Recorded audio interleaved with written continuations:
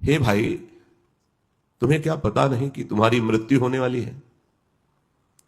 ये बहुत जरूरी है याद करना, याद में रखना। मरना है, जब मरना है तो सब छूटना है। फिर पकड़ना क्या है?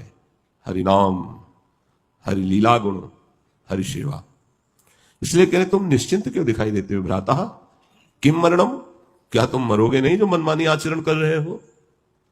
विषय भोगों में भूले हुए हो, बड़े हर्षित हो कि हमारे पास बहुत धन है, वैभव है, परिवार है, भोग सामग्री है, कुछ कमी नहीं है। तो क्या तुम मरोगे नहीं? मरोगे तो ये सब जाएगा क्या तुम्हारे साथ? नहीं तो हाथ क्या लगा? विचारशील बनो। दूसरी बात कह रहे हैं, मलय के निलयो स्त्री पिंड भोगस प्रिया।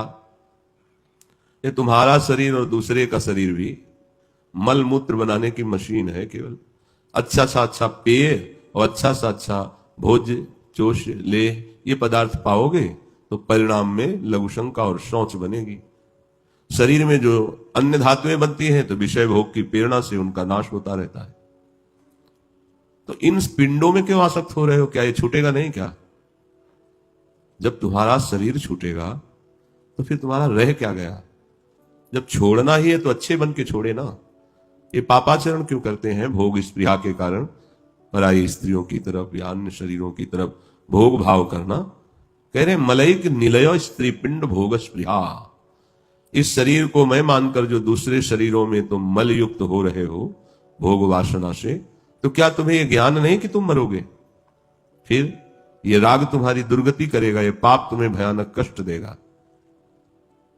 अगर अभी सुधर जाओ तो चांस है, नहीं रोगा को बहिरंत रूपन मथन कृत द्वेषोथ रागा पर। जब तुम्हारे पाप पूर्व के फलीभूत होंगे तो भयानक रोग घेर लेगा शरीर में।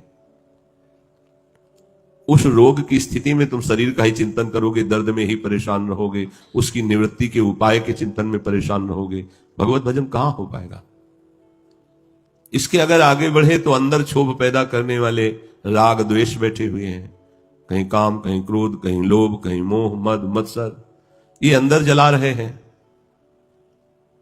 तो तुम्हें सावधान होना चाहिए कि अविद्या ये अज्ञान के खेल में मैं फंस गया हूं। ये परम रोग है, जल्दी से छुटकारा नहीं मिलता भवबंधन से। कहीं तुम्हारे अंदर ऐसा हो कि मैं पुण्य दान करके स्वर्ग चला जाऊंगा, तो स्वर्ग में भी ऐसा ही है जैसा मृत्यु लोक में है।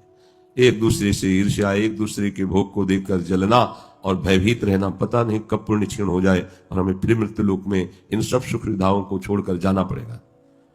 ये बातें ध्यान रखो कि तुम मरोगे, तुम्हारा सारा कमाई, रिश्ता, नाता ये सब नष्ट होगा। यहां से जाने पर तुम्हें कोई भी लाभ नहीं मिलेगा। अंदर राग द्वेष मिटा रहे, बाहर नाना प्रकार की कुचेष्टाएं हमें मिटा रही है। परिणाम में दुखद चिंता, भय, शोक ये मिलेगा।